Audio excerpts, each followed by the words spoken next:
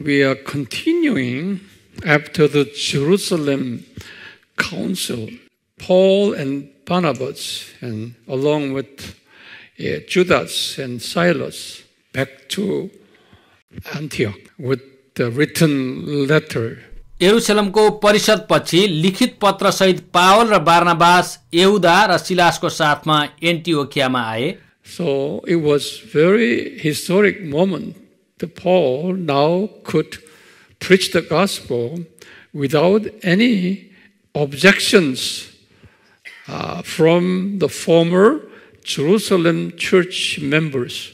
यो एकदमै ऐतिहासिक समय थियो जुन समयदेखि अब पावलले यरुशलेम मण्डलीका विश्वासीहरूको अवरोध बिना नै खुलमखुला शिक्षा दिन पाउने भए.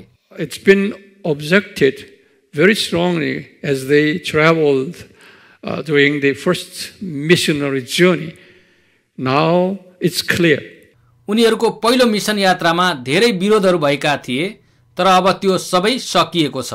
So God gave Paul strengthened the and a new vision toward the ministering entire Roman Empire. परमेश्वरले पावललाई सिंगै रोमी साम्राज्यमा सुसमाचार सुनाउने दर्शन सहित साहस पनि दिनुभयो. Paul suggested Barnabas, okay, let's go back to the mission field in which we planted churches, okay, to give them strengthening, and we give them new Bible teachings and encourage them to obey the Great Commission. यो अवस्थामा पावलले बारनाबासलाई आफूहरूले पहिले भ्रमण गरेका र मण्डली स्थापना गरेका शहरहरूमा फेरि गएर त्यहाँका विश्वासीहरूलाई उत्साह र शिक्षा दिने र महान आदेश पालन गर्न सिकाउने सुझाव पेश गरे. That would be the second missionary journey. त्यो चाहिँ उनीहरूको दोस्रो मिसन यात्रा हुने थियो.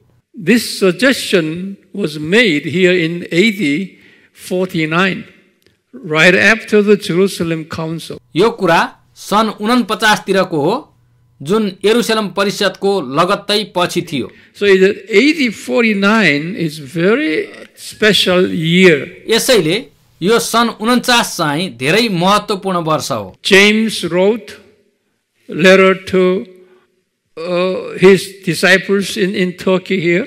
यसै सालमा याकुबले टर्कीमा भएका आफ्ना चेलाहरूलाई पत्र लेखे. Second event is Jerusalem Council, and now separation issue all took place here in AD 49. दोस्रो घटना चाहिँ यरुशलेमको परिषद बसेको थियो र अब पावल र बारनाबास छुट्टिएको घटना पनि यही 49 सालकै हो. Upon the Paul's suggestion to Barnabas, and Barnabas in his reply saying that let's take John with us. पावलको सुझावको उत्तरमा बारनाबासले यात्रामा यूहन्ना अर्थात् मर्कुसलाई पनि सँगै लिएर जाने प्रस्ताव राखे. John is what? Marcus, okay? Who is Barnabas' sister's Maria's son, nephew. किनकि मर्कुस चाहिँ उनकी दिदी मरियमको छोरा अर्थात् बारनाबासका भान्जा थिए. So it was Barnabas' idea to take him with them, to make him more experiencing missionaries in the days to come. Barnabas चाहिँ मर्कुसलाई भविष्यमा missionary हुनको निम्ति मिशनको केही अनुभव दिलाउन चाहन्थे. Paul said this, no, I don't want to take Marcus with us because he had deserted us. In other words, he left during the time of first missionary journey in Perga, Pamphylia. तर पावलको उत्तरमा उनले मर्कुसलाई सँगै लान असहमति जनाए किनकि उनले पहिलो मिसन यात्रामा पाम्फिलियाको पर्गाबाट उनीहरूलाई छोडेर फर्किएका थिए. In the map here, Perga right here. यो मानचित्रमा पर्गा यहाँ छ. Paul said he deserted us. He did not say he left us. He changed his mind and deserted us in this mission field. So we were alone. पावलले भने कि उसले पहिलो mission यात्रामा पर्गाबाट हामीलाई छोडेर गयो अनि त्यहाँ हामी मात्र रहनु पर्यो. Really discouraged Paul so much when Marcus left. यो कुराले पावललाई धेरै निराश गराएको थियो. So it was Paul's mind that this boy is not committed mission worker. He will change his mind at any time, at his will. पावलको नजरमा मर्कुस मिसनको निम्ति तयारी भएका थिएनन्, त्यसैले जतिसुकै बेला पनि उनले आफ्नो मन बदलेर फेरि छोड्न पनि सक्छन् भन्ने थियो. So I don't want this kind of man. पावलले भने कि मलाई यस्तो मान्छे काम छैन. And Bible said that they had such a sharp disagreement. अनि बाइबलले भन्छ कि उनीहरूको बीचमा धेरै ठूलो असमझदारी भयो. Because of this, when church had an issue and ended up with a separation, and they try to justify their separation decision by way of using this instant. अहिले पनि जब कुनै मण्डलीमा अगुवाहरूको बीचमा असहमति भएर विभाजन हुन्छन्, तब मण्डलीले यो घटनालाई आफ्नो ओकालतको निम्ति प्रयोग गर्ने गर्छन्. That is a historic moment also when God's time comes. God wanted to them separate because their ministerial style so different. यो पनि एउटा ऐतिहासिक घटना हो. जब परमेश्वरको समय आयो तब उनीहरू एक अर्काबाट अलग भए किनकि उनीहरूको सेवकाईको तरिका फरक थियो. Barnabas' mission vision was limited to Cyprus, which is his hometown. बार्नबासको मिसन चाहिँ साइप्रसमा मात्र सीमित थियो किनकि त्यो उनको आफ्नो गाउँ थियो. And along with this area, Samaria, Judea, Samaria, and Syria, in this area, limited to this area, that was a Barnabas mission mind. अनि यरुशलेम वरिपरिका क्षेत्रहरू जस्तै यहुदिया, सामरिया, सिरिया आदि त्यो चाहिँ बार्नबासको मिसनको हृदय थियो. He was a good man, very gentleman, spirit-filled, man of faith, but his mission territory was limited to these area. उनी असल गुण र चरित्रवान अनि विश्वास र पवित्र आत्माले भरिएका व्यक्ति थिए, तर उनको मिसनको नजर सीमित थियो. AD 61, you write down that Barnabas was killed here in Cyprus because he was ended up with, martyrdom in his hometown as he preached the gospel in his hometown. पछि सन् 61 मा उनलाई साइप्रसमा मारियो जहाँ उनी सुसमाचार प्रचारको कारण आफ्नै गाउँमा प्रभुको निम्ति शहीद बने. There are many God's servants called missionaries, only limited to their mission territory to certain area. त्यस्ता धेरै मिशनरीहरू छन् जो सानो सीमित क्षेत्रको निम्ति मात्र मिसनको सेवा गर्दछन्. But Paul was different. Paul's mission territory covers here entire southern Roman Empire up until where? Spain, Portugal. तर पावल चाहिँ फरक थिए. उनको मिसनले चाहिँ स्पेन र पोर्चुगलसम्मै सम्पूर्ण दक्षिणी रोमी साम्राज्यलाई ओगट्छ. I would not say which person is better or not. No. Every person, God's servants, have different measure of gift. म कुन चाहिँ ठुलो र कुन चाहिँ सानो भन्न सक्दिनँ किनकि हरेक परमेश्वरको सेवकहरूको फरक वरदान र फरक बोलावट हुन्छ. Romans chapter 12 says so. So everybody has a different talent, different measure of talent, gifts, and vision, and faith, even grace. रोमी 12 अध्याय अनुसार हरेक मानिसको वरदान, विश्वास र दर्शन फरक फरक हुन्छ। It's not an issue of good or better or good or worse. Okay, everybody is ordained by God to fulfill certain mission with God's given measure, means size of gift. यो कुन ठुलो र सानो भन्ने कुरा होइन, तर परमेश्वरले दिनुभएको सेवाको क्षेत्र र बोलावट अनि अनुग्रहको नाप फरक फरक हुन्छ। See, here again, Barnabas' gift and his God's vision for his life was different from Paul's. Therefore, it's better separate them. यहाँ बारनाबास र पावलको सेवाको बोलावटको क्षेत्र फरक भएको हुनाले उनीहरू छुट्टिएर सेवा गर्नु नै असल थियो। In the eyes of God, they were created differently. So, until such time, they could work together, okay? But when time comes, it's better for them to separate and concentrating on their own given missions and their specialty. परमेश्वरले उनीहरूलाई फरक बनाएर फरक बोलावट दिनुभएको कारण निश्चित अवधिसम्म सँगै भएर त्यसपछि छुटिनु असल नै थियो, जहाँ उनीहरू आफ्नो बोलावटको सेवामा केन्द्रित हुन सक्नेछन्। Later, Barnabas took Marcus, and said they went to Cyprus. That is Acts 15:39. पछि बारनाबासले मर्कुसलाई साथमा लिएर साइप्रसतिर लागे, जुन प्रेरित 15 को 39 मा छ। You see here, Acts 15:39 is the last recording on the ministry of Barnabas. यो प्रेरित 15 को 39 चाहिँ बारनाबासको बारेमा उल्लेख गरिएको अन्तिम पद हो। Look at Barnabas took Marcus with him to where? Cyprus. And period.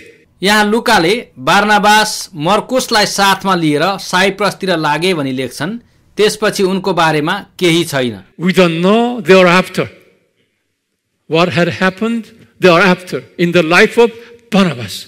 त्यसपछि बारनाबासको जीवनमा के भयो हामीलाई थाहा छैन। Luke was focusing on the stories on Paul and his ministries in the remaining part of entire book of Acts. लुकाले प्रेरितको पुस्तकमा यस पछिबाट पावलको जीवनी र सेवकाई मात्र उल्लेख गरेका छन्। Mark he joined Peter's ministry. पछि मर्कुस पत्रुसको सेवकाईमा सामेल भएका छन्। AD 64 was written 1st and 2nd Peter.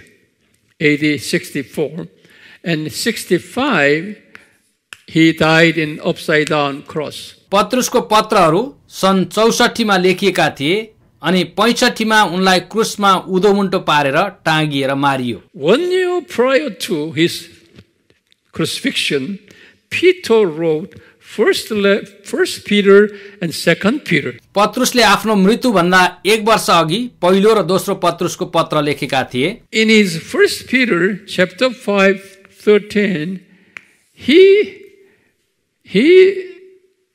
recorded this. Marcus is my son.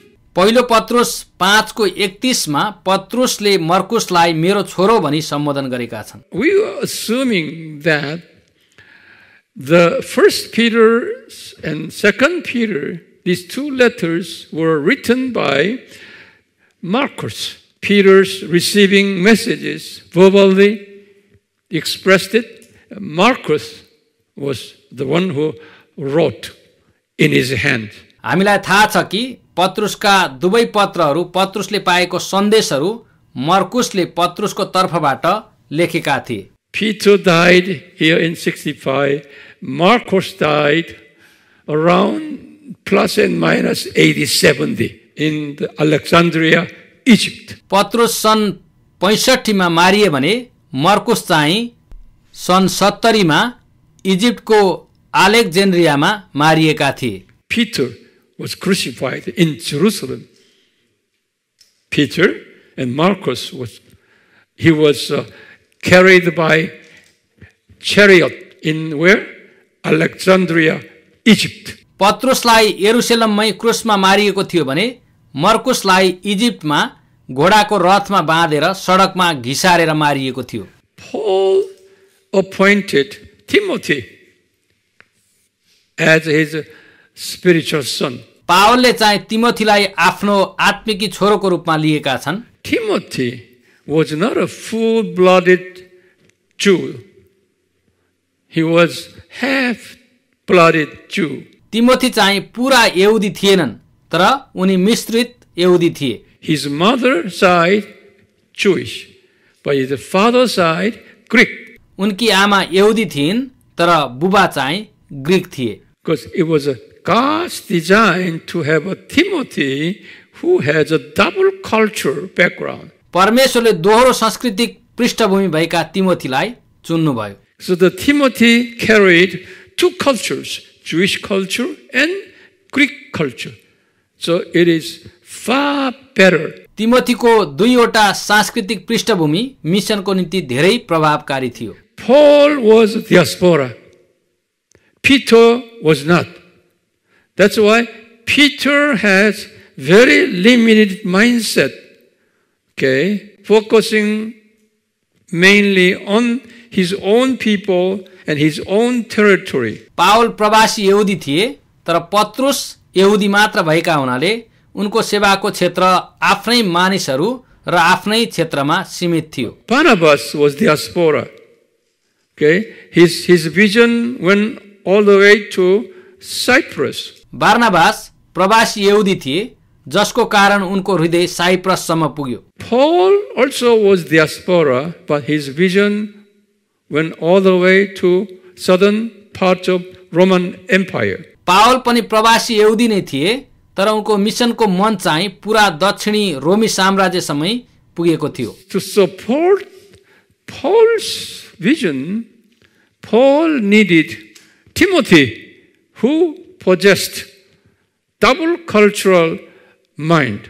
पावलको सेवकाई पूरा गर्नको निम्ति उनलाई दोहोरो सांस्कृतिक हृदय भएका तिमोथीको आवश्यकता थियो। 2 times Timothy was called by Paul, say, my son Timothy. पावलले तिमोथीलाई आफ्नो पत्रमा 2 ठाउँमा मेरो छोरो भनी सम्बोधन गरेका छन्। And 1 Timothy 1:2 say, my son Timothy. पहिलो तिमोथी 1:2 मा चाहिँ मेरो छोरो तिमोथी भनी लेखेका छन्। And 2 Timothy 1:2 say, my dearly beloved son Timothy. दोस्रो तिमोथी 1:2 मा मेरो अति नै प्यारो छोरा तिमोथी भनी सम्बोधन गरेका छन्। When they start second missionary journey, Paul took Silas. पछि पावलले आफ्नो दोस्रो मिसन यात्रामा सिलासलाई पनि आफ्नो साथमा लिएर गए। Paul, in his beginning of second missionary journey, he went back to Lystra and picked up Timothy. पावल आफ्नो दोस्रो मिसन यात्रामा लुस्त्रामा गए र तिमोथीलाई रोजे। Timothy, from that time on, became the right-handed person, spiritual son of Paul. त्यो समयदेखि तिमोथी पावलको दाहिने हात बने, जो पावलका आत्मिकी छोरा बने। So Silas was assistant to Timothy and Paul. Silas चाहिँ तिमोथी र पावलका सहयोगी थिए। Later, his name disappeared. पछि उनको नाम हराएर गएको छ। Barnabas is a human-oriented man. Barnabas चाहिँ मानवीय सम्बन्ध केन्द्रित अगुवा थिए। As opposed to Paul, he was a task-oriented man. In view of the story of the Mark story. तर पावल चाहिँ काम अर्थात् जिम्मेवारी केन्द्रित अगुवा थिए, जुन कुरा हामी मर्कुससँगको सम्बन्धमा देख्न सक्छौं। Barnabas handled the Mark as a person, human-oriented. Let us give him a second chance. Let us take care of him because he has been disappointed and he got hurt. Therefore, we need to revive him, hoping that God will use him for his glory in the days to come.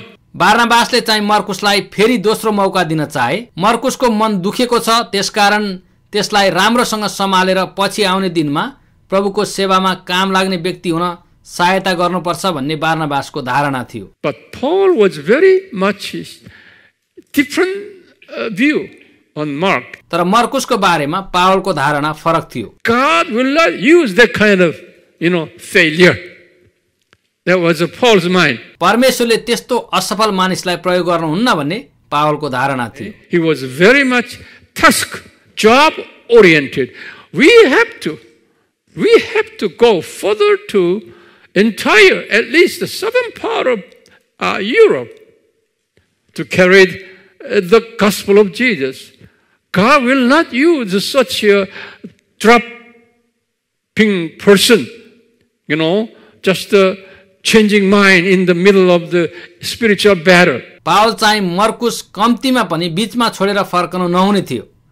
त्यस्तो मानिसलाई परमेश्वरले प्रयोग गर्नुहुन्न भन्ने उनको विचार थियो। So Paul was very much task oriented man. यसरी पावल चाहिँ एकदमै काम केन्द्रित व्यक्ति थिए। Later, as we study further later, Paul changed his mind little bit toward human-oriented plus task-oriented at the same time. पछि हामी देख्न सक्छौं कि पावल बिस्तारै मानिस केन्द्रित र काम केन्द्रित मानिस भएर परिवर्तन भएका छन्। As they become mature and have more experience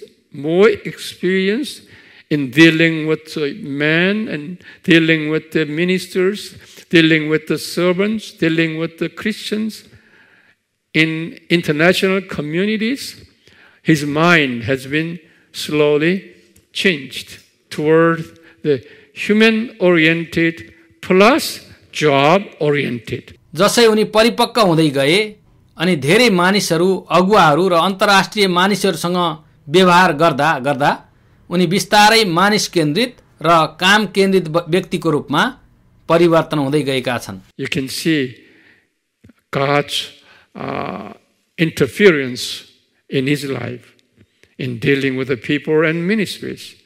But in the beginning, it was a hard time. In the beginning, he did not look at a person. He only looked at the Great Commission. पछि परमेश्वरले उनलाई परिवर्तन गर्नुभयो, तर सुरुमा चाहिँ उनी मानिस होइन तर परमेश्वरको महान आदेश मात्र हेरेर अघि बढ्ने व्यक्ति थिए।